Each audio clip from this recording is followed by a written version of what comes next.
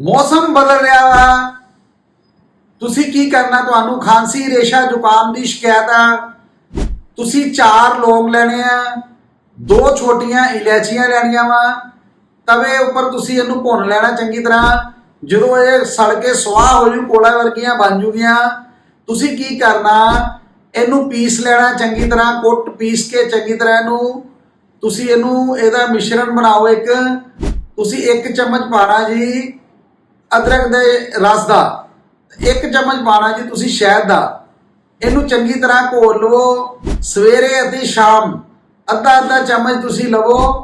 तुहाडी जिहड़ी है खांसी रेशा जुकाम वो 2 दिन दे विच बिल्कुल ठीक हो जाएगी।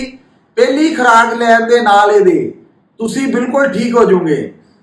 तुसी मेरी वीडियो देखते हो, तुसी मेरी वीडियो नू लाइक जरूर करते रहा करो।